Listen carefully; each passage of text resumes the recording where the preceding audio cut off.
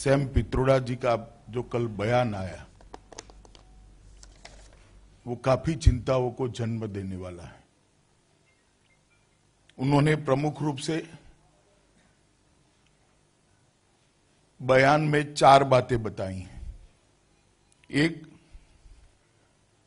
ये जो पुलवामा पर निंदनीय हमला हुआ और हमारे 40 सुरक्षा बल के जवान शहीद हो गए, उसको एक रूटीन घटना बताया है। दूसरा, कुछ लोगों की हरकतों से पूरे देश को दोषी नहीं मानना चाहिए, इस प्रकार का भी बयान दिया। तीसरा,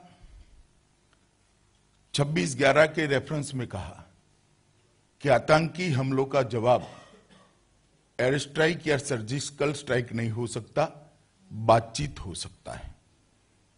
और मैं आज कांग्रेस पार्टी को कुछ सवाल पूछना चाहता हूं।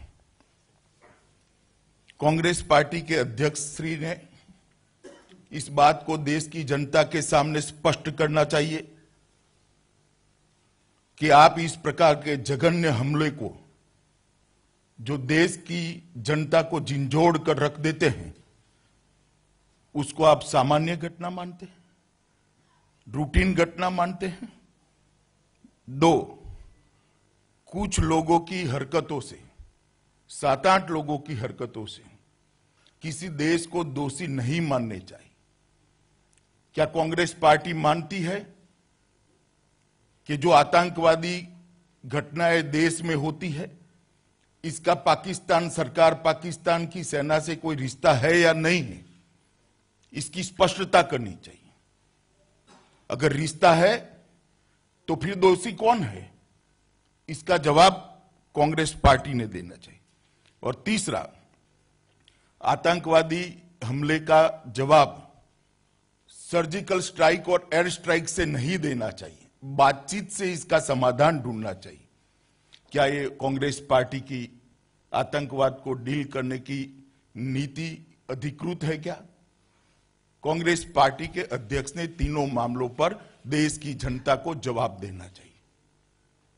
जब देश पर इस प्रकार के आतंकी हमले होते हैं, देश के सुरक्षा बल और सेना के जवान हताहत होते हैं, देश के नागरिक हताहत होते हैं, और कांग्रेस पार्टी और उनके इतने प्रमुख पदाधिकारी बातचीत का रास्ता सुझाते हैं, इससे कांग्रेस पार्टी सहमत है क्या?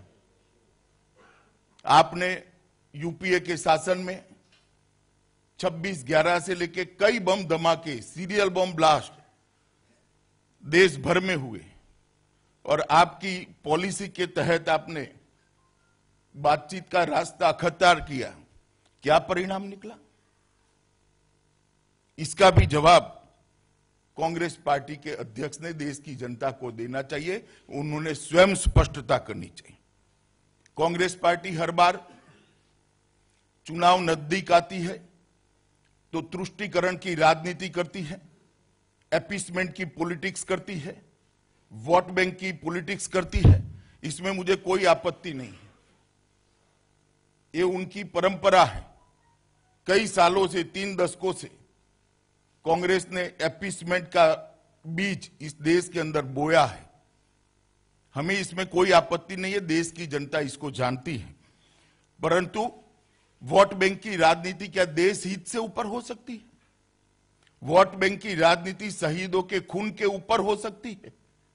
वोट बैंक की राजनीति क्या शहीद परिवारों के दुख के ऊपर हो सकती है? इसका भी जवाब कांग्रेस पार्टी के अध्यक्ष ने देना चाहिए। कांग्रेस पार्टी के इस बयान से देश के जवानों की शहीदगी का अपमान हुआ है, देश की सुरक्षा पर एक सवालिया निशान खड़ा किया है, और जो देश को हताहत करने में लगे हैं उनका मनोबल बढ़ा है। ये तीनों बातों का जवाब कांग्रेस पार्टी ने देना चाहिए। 7 मार्च को स्वयं कांग्रेस अध्यक्ष ने कहा कि कांग्रेस एयर स्ट्राइक पर जो सवाल उठे हैं उसके जवाब मिलने चाहिए।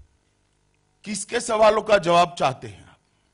कौन सवाल उठा रहा है? एयरफोर्स पर सवाल उठाने का काम कौन कर रहा है? आप अपरोक्ष रूप से किसका समर्थन करते हैं?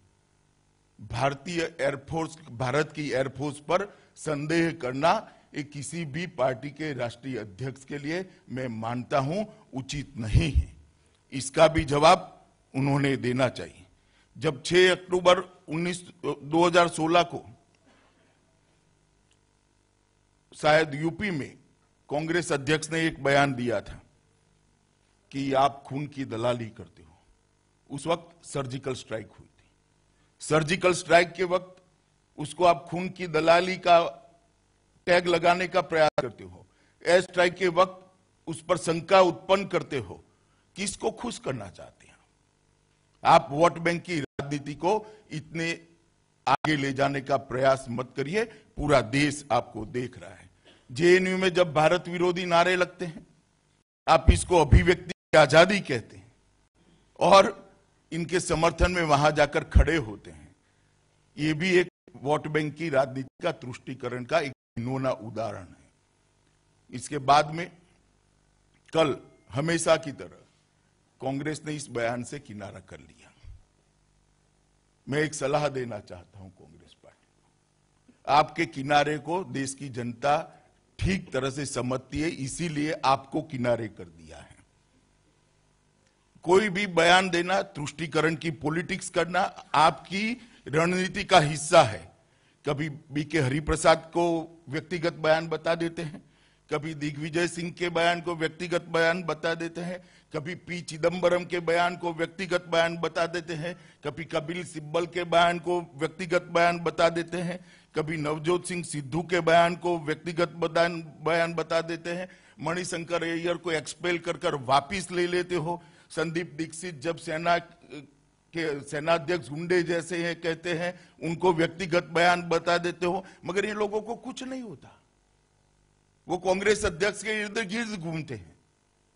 एक कांग्रेस अध्यक्ष श्री राहुल गांधी की रणनीति का हिस्सा है वोट बैंक की ओछी राजनीति, तुष्टीकरण की राजनीति। इर्द गिर्द से लोगों से कराते रहो, बयान से किनारा करते रहो, देश हित के ऊपर वोट प्राप्त करने की राजनीति करते रहो। मैं मानता हूं कि देश की जनता इसको अब समझ चुकी है और कांग्रेस अध्यक्ष ने स्वयं इस बयान के लिए माफी मांगनी चाहिए। देश के जवानों की माफी मांगनी चाहिए, देश के सुरक्षा बल और सेना की माफी मांगनी चाहिए और देश की जनता की भी माफी मांगनी चाहिए। इतने सालों तक, 10 साल तक यूपीए की सरकार रही, सोनिया मनमोहन की सरकार रही, आपने टेररिज्म पर कोई कठोर कार्यवाही नहीं की। ना आप में हिम्मत थी, ना कौवत था, ना अंतरराष्ट्रीय समुदायों में आपने पाकिस्तान को अलग थलग करने का कोई कूटनीतिक प्रयास भी किया, ना सफलता मिली। भारतीय जनता पार्टी की नरेंद्र मोदी सरकार बनने के बाद देश के प्रधानमंत्री ने टेररिज्म के प्रति जीरो टॉलरेंस की नीति को अपनाया है। एवरेज निकाल दिया जाए तो सबसे ज्यादा आतंकवादियों को दंड देने का आंकड़ा अगर किसी एक सरकार ने बनाया है तो वो भारतीय जनता पार्टी की नरेंद्र मोदी की सरकार ने बनाया है। हमने टेररिज्म के मामले में, आतंकवाद के मामले में जीरो टॉलरेंस की नीति को अख्तियार किया है और हम डटकर आतंकवाद के खिलाफ खड़े हुए हैं। और आज मोदी सरकार की कूटनीति की सफलता का ही ये परिणाम है जब अपने जवान सफल एयर स्ट्राइक कर वापिस आए। पाकिस्तान ने पूरी दुनिया में कोहराम मचाना शुरू किया। पूरी दुनिया एक साथ भारत के साथ खड़ी थी, एक मुश्त होकर भारत के साथ खड़ी थी। पाकिस्तान दुनिया में अकेला अलग थलग पड़ गया था। यही बताता है कि आतंकवाद को मैदान में जवाब देने के मामले में और कूटनीतिक तरीके से पाकिस्तान प्रेरित आतंकवाद को एक्सपोज करने में भारतीय जनता पार्टी की नरेंद्र मोदी सरकार सफल हुई है, देश के प्रधानमंत्री सफल हुए हैं और पूरी दुनिया को समझाने में हम सफल हुए हैं कि टेररिज्म कोई इक्की दुक्की घटनाएं नहीं है, ये ऑर्केस्ट्रेट टेररिज्म है और पाक प्रेरित आतंकवाद है। कश्मीर के अंदर चाहे आतंकवाद हो चाहे अलगाववाद हो, उसको समाप्त करने के लिए एक के बाद एक वैज्ञानिक तरीके से बहुत कदम भारतीय जनता पार्टी की सरकार ने उठाए हैं। जमायत इस्लामी पर प्रतिबंध रखना हो, जम्मू कश्मीर लिबरेशन फ्रंट पर प्रतिबंध करना हो और ढेर सारे एक्शन कठोरता के कश्मीर के अंदर लिए गए हैं।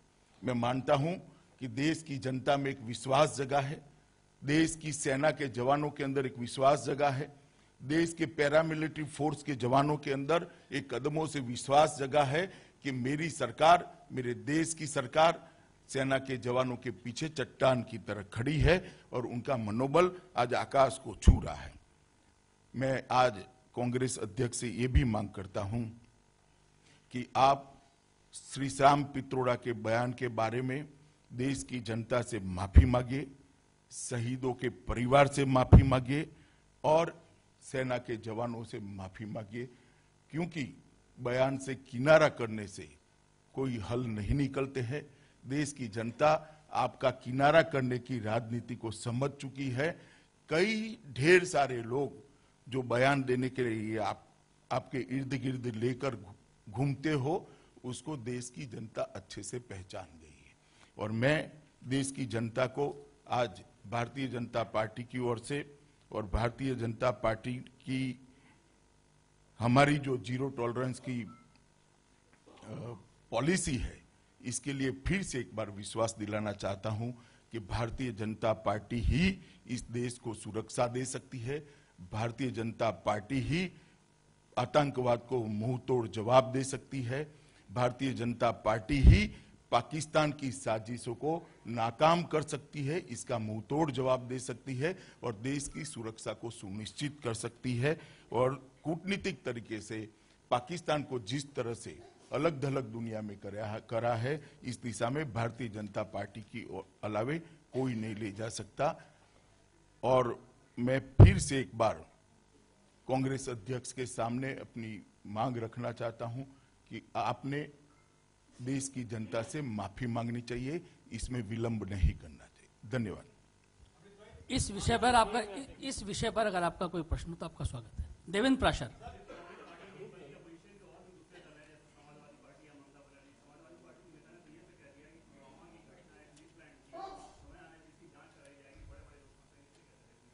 मैं यही कहना चाहता हूं, मेरा कांग्रेस पार्टी से कांग्रेस कुल जो ये सो कॉल्ड गठबंधन बना है, ये पूरे गठबंधन के लिए ही मैं बात करता हूं। सारे लोग एक के बाद